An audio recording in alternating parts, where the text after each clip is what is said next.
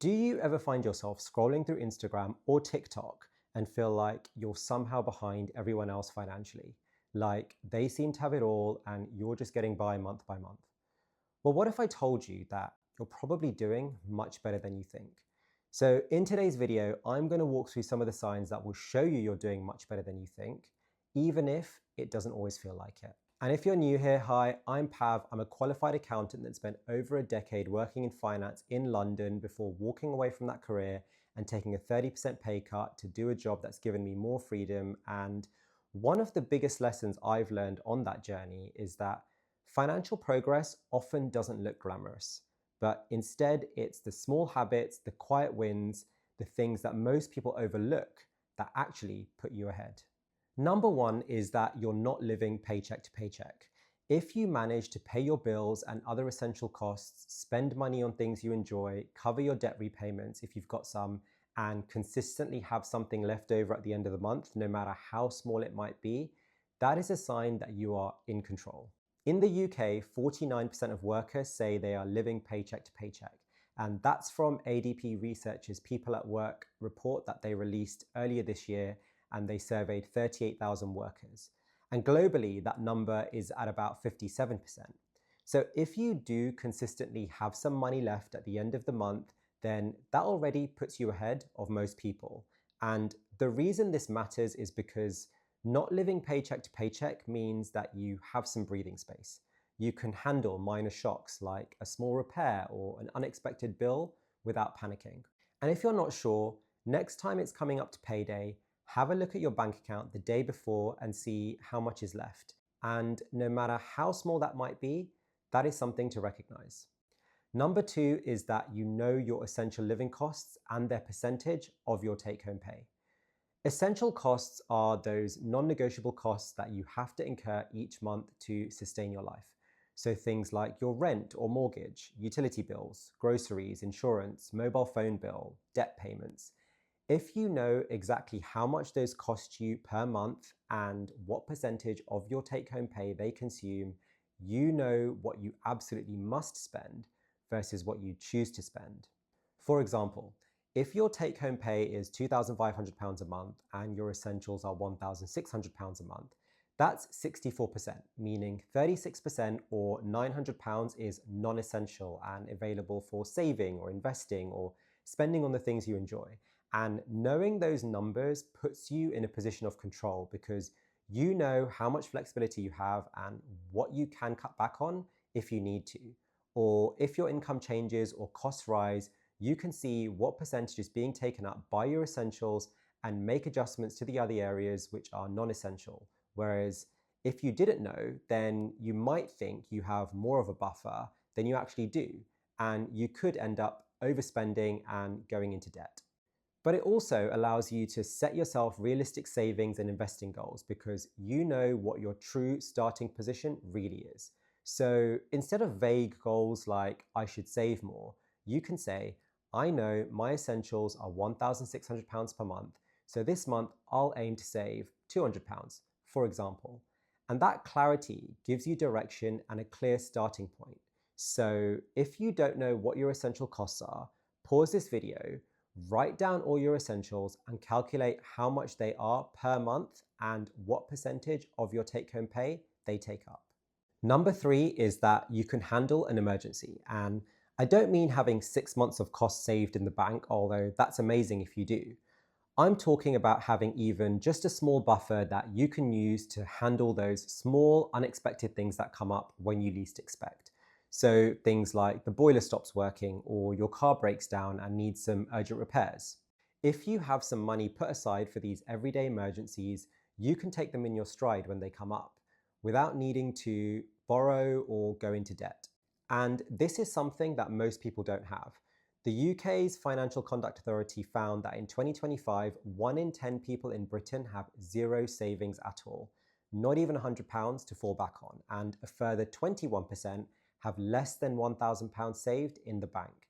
That means almost a third of people would struggle with even a modest emergency. So if you've got even 1 month's worth of essentials set aside, you're already in a stronger position than millions of others. And the confidence and peace of mind that comes from knowing you can handle something unexpected is priceless.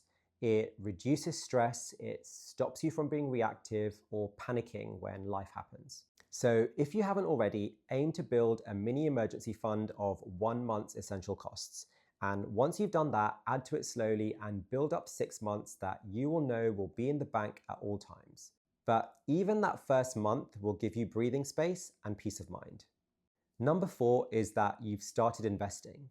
A lot of people think investing is only for the wealthy, that it only counts if you're putting away hundreds or thousands every month. But the truth is that if you've started investing, even if it's just £20, £50, or £100 a month, you're still doing something that most people aren't. In the UK, excluding workplace pensions, only 23% of people have invested in the stock market. And in the US, almost half of Americans don't have any investments. And data from Barclays Bank in 2024 shows that UK adults combined are sitting on about £430 billion of savings that are being held in cash deposits instead of being invested. But the key thing about investing is that it isn't just about how much you put in, it's the amount of time you give it to grow. For example, if you invest £100 a month for 30 years and earn a 7% average annual return, you will end up with just over £120,000. But if you waited 10 years and then started investing £200 a month for the next 20 years at the same rate, you'd end up with just over £105,000. So even though you've doubled the amount, you still ended up with less simply because you gave it less time. And that is why starting early, even with small amounts, is such a big win, because investing rewards consistency and patience. So if you've taken that first step, even a small one, you're already ahead of millions. And the reason this matters is because it shows you're thinking ahead about the future rather than just reacting to today, and that is a strong mindset to have. Number 5 is that you pause and question larger purchases rather than buying on impulse. Because impulse buying feels good in the moment, but it can sometimes come with regret later. So if you've built the habit of stopping and asking yourself questions like, do I really need this? Will I want this in 6 months? Is this aligned with what I actually value? And giving yourself time to think things over, you're ahead of most. And the reason this matters is because every pound or dollar you spend today is a pound or dollar that you can't use for something else tomorrow. For example, buying a new phone might mean that you can't top up your investments this month, or you have less to spend on holiday later in the year. So thinking about the future when you spend is also a huge sign of progress. Instead of asking, how will this make me feel now? You're asking, how will this impact me later? And that's a completely different perspective. And it's the same mindset that wealthy people use to achieve and protect their freedom. When I look back at my 20s, I remember how many times I bought things like new clothes, gadgets, even my car just to keep up appearances. And none of those things gave me long-term satisfaction. But what changed everything was when I started to question purchases and think about what I was giving up instead. And that's when I shifted my mindset away from thinking about just giving myself satisfaction now versus creating the kind of life I wanted for myself in the future. So recognizing that every choice is a trade-off is the mindset shift that starts to create freedom. So before your next purchase, write down what else that money could do. Invest, save, take care of bills, whatever it might be. Wait 48 hours and then see if you still want it. Number 6 is that you don't let other people's opinions control your spending. One of the biggest signs you're doing better with money than most is that you've stopped comparing yourself to others.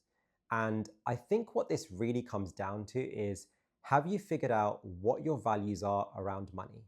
Now more than ever, it's easier to look around and feel like you don't have enough. Social media makes it look like everyone else is 10 steps ahead of you with nicer cars, bigger houses, the dream holidays, designer wardrobes, and it can make you feel like you're falling behind. But what you don't see is the reality behind the scenes. You don't see the credit card debt, the sleepless nights, the hidden stress just to keep up with everyone else. Just because someone looks like they have it all doesn't mean they actually do.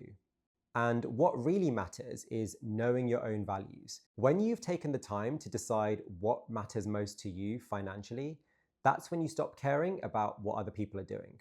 So for you, it might be having the freedom to spend your time however you want, or having great experiences with your family, or making sure you're steadily growing your investment portfolio to secure your future. Whatever your values are, when you align your spending to them, you always win, no matter what anyone else is doing. So if you've reached the point where you're no longer chasing what others have and you're just focusing on what matters most to you, that is huge. But if you're not sure, take 5 minutes this week to write down your top 3 financial values. Maybe it's freedom, maybe it's security, maybe it's experiences with your family. Once you're clear on those, it's easier to ignore the noise and stick to your own path. And number 7 is that you're proactive about learning and taking action. One of the most underrated signs you're doing better with money than you think is you're just curious to learn more about finances and take action on what you learn. Because the reality is, most of us were never taught this stuff in school. We didn't learn how to budget, invest, or how to build financial security. Instead, we learned maths, science, history, geography. And that gap shows. In the UK, only about 38% of adults feel confident making financial decisions. So if you're here watching videos like this, reading books, listening to podcasts, or even just asking questions, that already sets you apart and you're doing something that a lot of people aren't. But if you're taking that knowledge and actually doing something with it, like opening a pension, setting up an ISA, learning about different investment strategies, or even just starting to think about how you can budget or even just track your spending, that's when you start to see real progress. Being proactive, taking ownership, and taking action are some of the common traits of people who actually build wealth and achieve financial freedom. They aren't just waiting for someone else to fix things or blaming the system for what you weren't taught. Instead, they take responsibility and build skills that others won't. And over time, every small action compounds. One new habit today, like opening an investment account and paying £50 a month into it, might not feel like much, but over time, it will compound. So if you haven't started already, pick one financial action this week, no matter how small it is. Read a book, increase your investment contributions, set up a savings pot, or start tracking your spending for the first time. One step is all it takes to start building momentum. So those are my 7 signs that you're doing better financially than you think, and I hope some of them resonated with you. And if they did, then take a moment to recognize how well you're doing. And if you found it useful, please don't forget to subscribe. And you may also want to check out this video where I talk through 6 habits that help you build wealth and have more freedom. And I will leave the link for that over here.